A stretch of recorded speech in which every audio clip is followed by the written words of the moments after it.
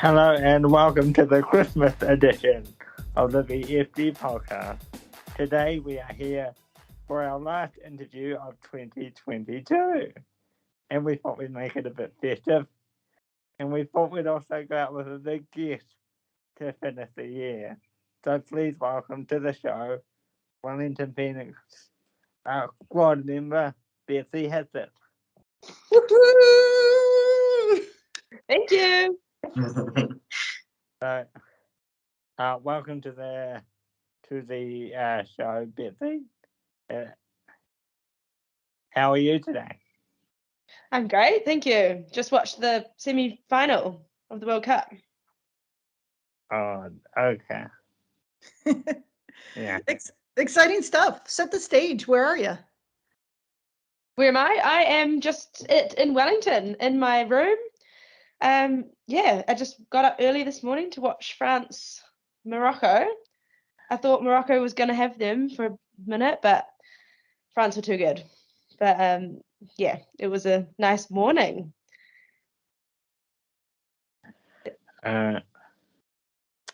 So I'm going to start with the really big. I'm going to start with the big question. What inspired you to come back to the Phoenix since you had played all over the world? You played in Iceland. You played in Nan City. You've done the Olympics. So, what inspired you to come to the Phoenix after a stellar career overseas? Well, I couldn't say no, really. The first women's professional team in New Zealand. I've always wanted to play professionally in New Zealand because obviously I was born here, and I've never been able to do it. So finally, 32 years later, there's a team, and I am so stoked to be able to come and play here and get to know all the young girls coming up in the game. So basically, yeah, it was an opportunity. I couldn't say no, and I am so happy to be here and finally get to play in my home country professionally. So we understand that you were, in your time in Iceland, you were some sort of education teacher. So is that something you would look towards when your playing time is come to an end? Maybe at the moment I was just doing it because it worked well with my football schedule. So I'm a kindergarten teacher back in Iceland full time, and then I work all day and then go to training in the evening. And so it's pretty full on and busy and tiring, but I get a lot from the kids as well, so that's really nice. But maybe I will continue doing it after football. I'm not sure. I'll have to see what happens. But at the meantime, I'm just doing it sort of to learn Icelandic, the language, and it works well with my schedule. So that's where I'm at the moment. Are you thinking about moving to Iceland permanently? Apart from the love interest, what else is there about Iceland that appeals to you? Like, what's so cool about being over there? Oh, it's a beautiful country. It's pretty much like New Zealand, really beautiful, lots of nature, really small, like not many people. So I quite like that little community lifestyle. I bought an apartment over there last year. So basically it's pretty much home for me now. I've been there for 5 years. So I'm just on loan at the moment, and I'm going back after the season for another season at Stjarnan, my club over there. Yeah. But yeah, I could see myself living there for good, but you never know what happens. Yeah.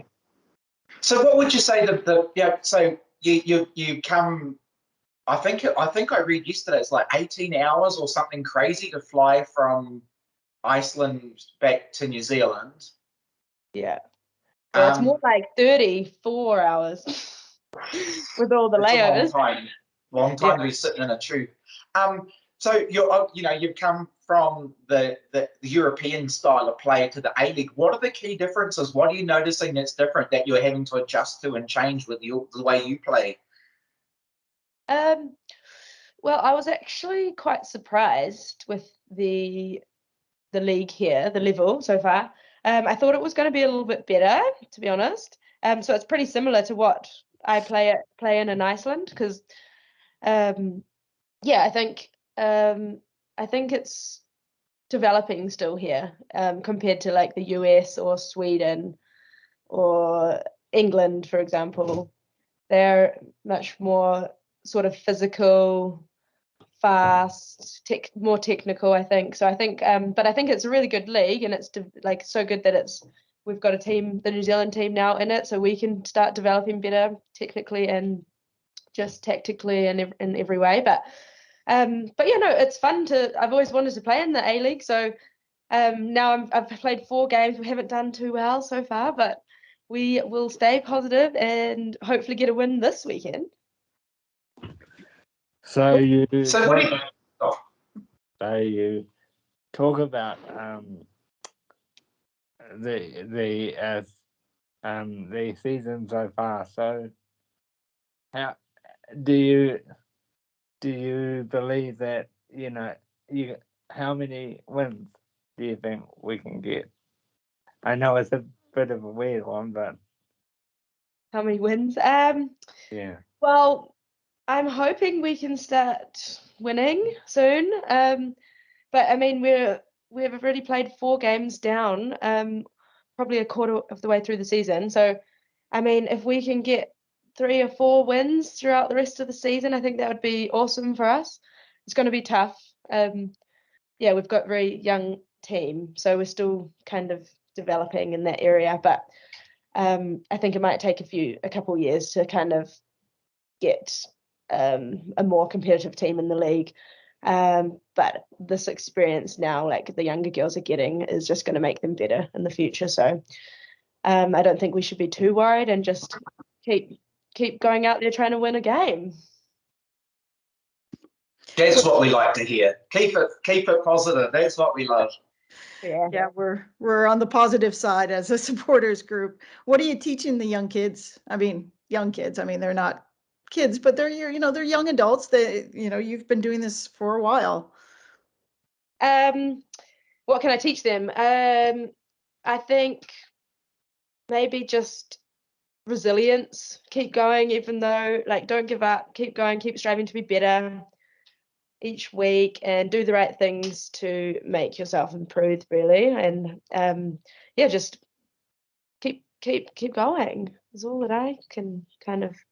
I've been doing it for a long time, so I'm hoping the girls that I'm playing with now will also keep playing and go play professionally, go in these bigger, and like go out of your comfort zone, go to live somewhere else. And that's what will improve you and improve your game, I think, is going to play with better players. So you talked about the men's World Cup. So we've got a women's World Cup coming next year, 2023. So we've asked a lot of players about that, getting their personal opinion, and since you're here, we may as well get yours. What is your opinion on having the Women's World Cup this side of the world? Oh, it's unbelievable. It's so cool. I'm so looking forward to it, to play in New Zealand and like inspire all the young girls here and boys. It's so cool that like it's the biggest event in the world. So we're really lucky to have it in New Zealand and Australia. Yeah, I don't think a lot of New Zealand really knows how big the event actually is. So I think it will shock a lot of people how many people will come to New Zealand, and yeah, just the support around it. I think hopefully that we'll get a lot of support, and yeah, can play against our friends and family. So that's really exciting. And it's, yeah, what an opportunity. We're lucky to have this in our lifetime, like during my career that I'm still playing, especially to be able to have the World Cup at home is just unreal. Yeah, and I bet you Who would you like? you would have one in your time. Sorry, Jonathan. I never thought you would have one. I bet you never thought you would have one in your time playing. No, Yeah. no, not at all. So yeah, I'm really lucky, and I'm so looking forward to it. Sorry, go ahead. Who do you want to play? If you look at all the teams in the World Cup, putting aside the pool draws and which team would you love to go up against that you'd go, hey, I played against them while you were a footballer? Ooh. I think I've played against most teams in the world, so that's a tough question. I don't think there would be any particular team. I'm quite happy with the draw that we got. Norway, Philippines, and Switzerland, was it? Yeah. So we've played them all before, and we've beat them all before. So it's really good opportunity for us to hopefully get out of our group for the first time. So I'm really looking forward to that. So how do you think the World Cup will compare to, say you're a 3-time Olympian, how do you think the World Cup will compare to that? Like, what do you think will be different about this experience? I think the main difference will just be that it's in New Zealand for me, because I've been to 3 World Cups as well and 3 Olympics, and for me every game is just the same. Really, it's just another game. Doesn't really, I mean, of course it's a bit more hyped up if it's the Olympics or the World Cup, but in my mind I could try and just think of it as another game so it doesn't affect my playing. But I think because it's in New Zealand, I think that will bring a bit more like excitement and fire and a little bit more enjoyment, maybe having all our family here and being in our home country. So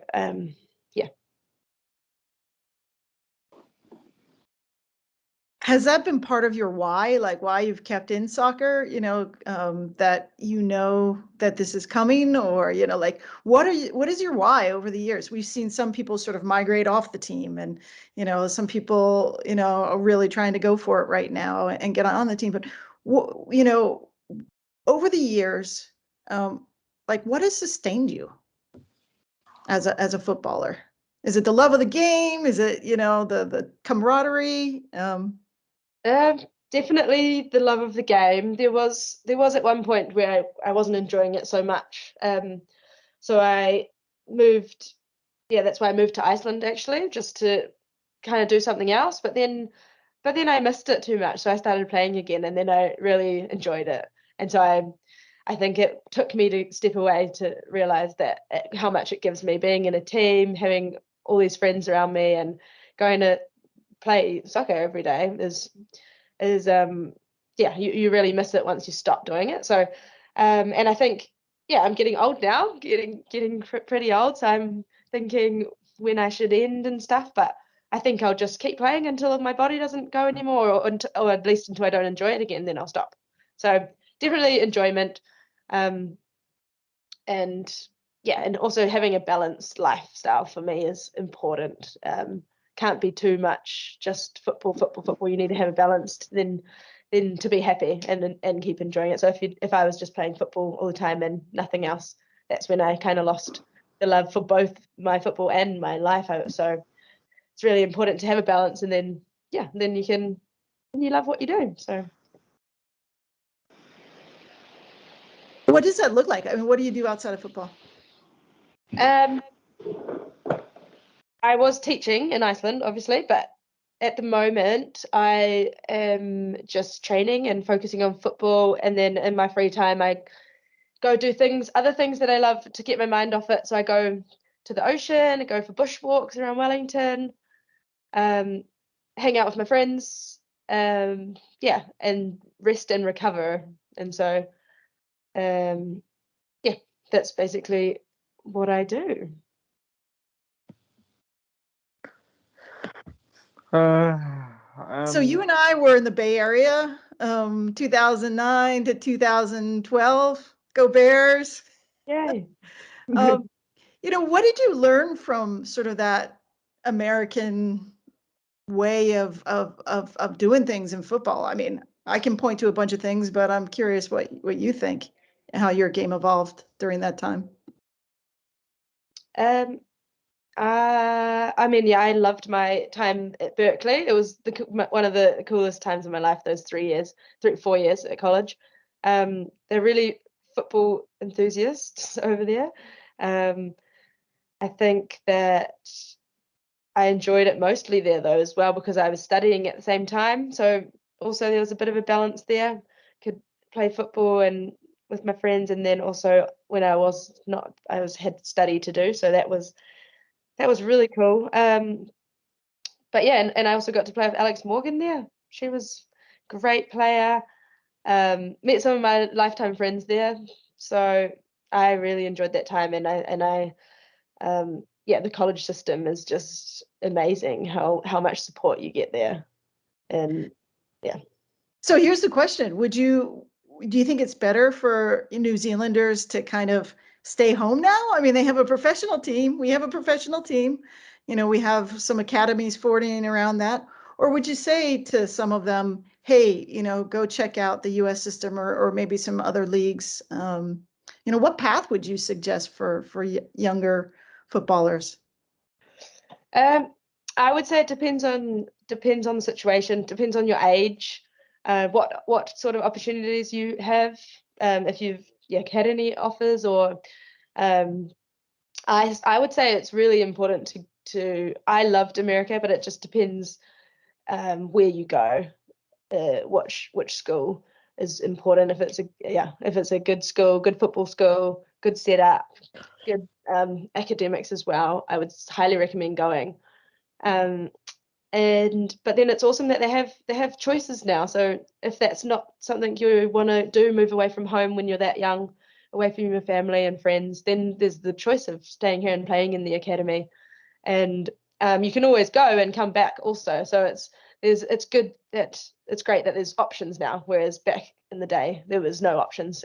I kind of had to go to college, otherwise I would not play football. So yeah, it's brilliant that now there's choices, and now people can experience whatever. You can go away for a couple of years and then come back and play at the Phoenix, or so that's great having the different options. Just jumping in there, so one thing that I saw, and so you're another player on the Knicks squad at the moment who was like in the top, like given academic awards while you were doing study, which is pretty cool. So again, that goes back to the whole, there's life outside of football as well. There's academics, and it's so cool to have intelligent young women playing football in our team. So it's so cool for the up and coming players to look up to. Yes. Yeah, it's awesome. I'm so glad that because when you're that age, when I was that age and went to America, I was just football, let's play football.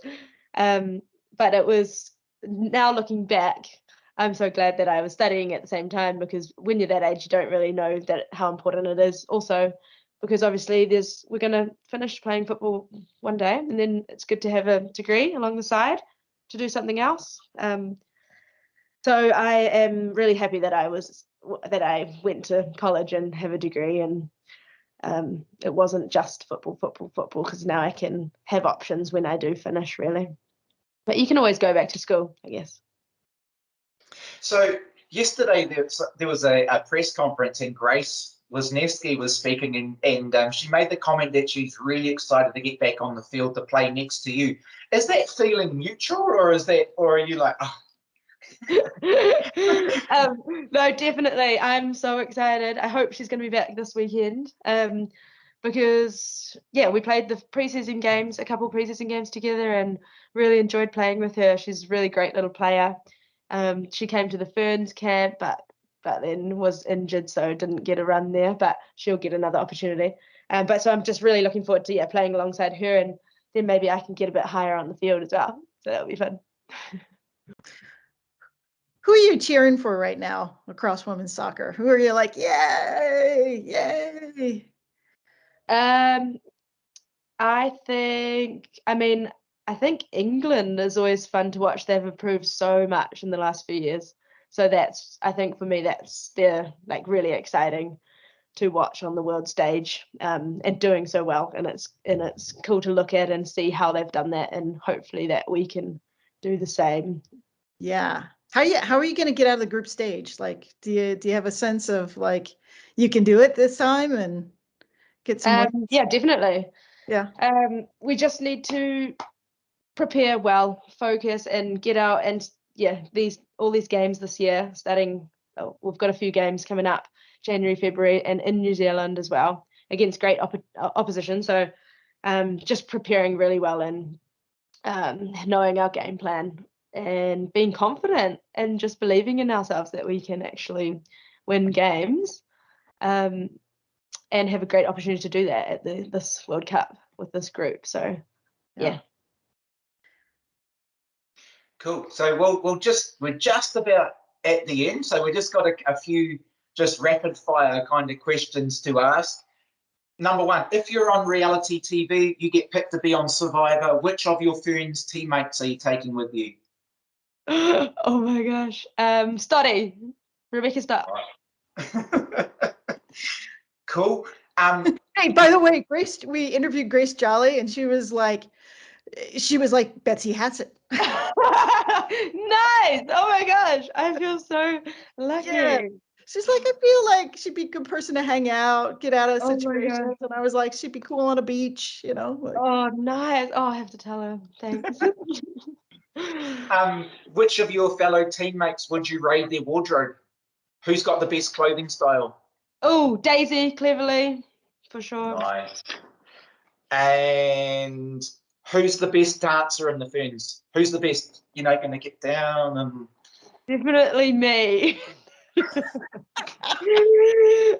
I think if you would say the worst dancer, everyone would say me. So I'm just going to pick me. hey, that's beautiful. Anything else that's fun? If you were on the New York subway and you had to defend yourself, someone's coming at you, who you chucking in front? Oh gosh. Maybe Kate Taylor, because she's so strong and she would fight them off for me. She'd probably just smile at them and they would just like melt away. She'd be like, hi. Well, I'm a defender, I'm tall, I'm sweet, I'm nice. And I'll kick your butt if I need to. Yeah. Last one. Who in the Ferns takes the best selfies? Oh, Ellie Riley. She's always taking a good selfie. Yes, 100% yes.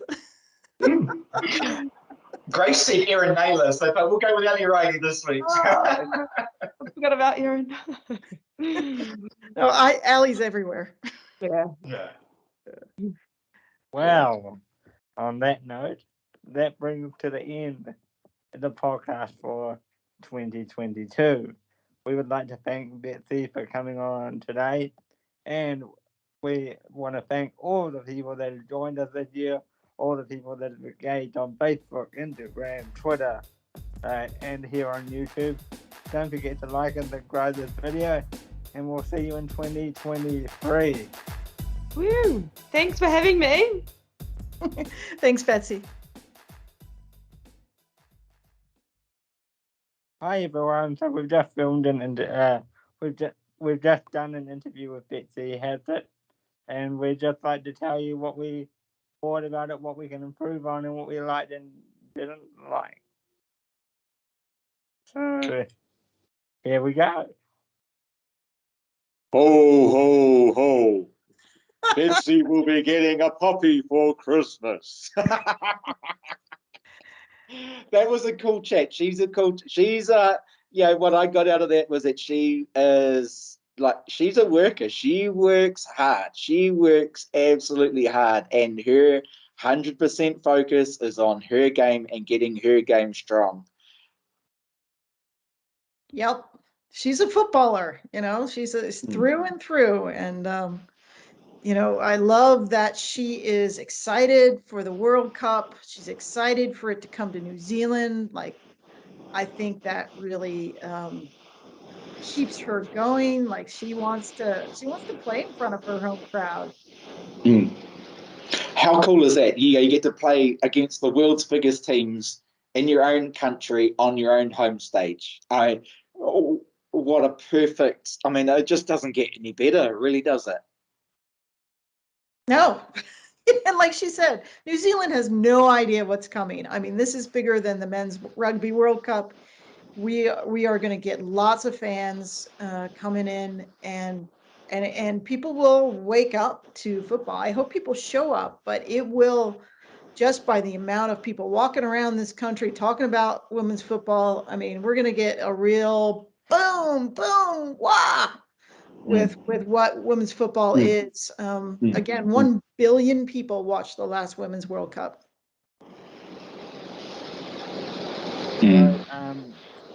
So just to heads up, our first interview of 2023 is going to be a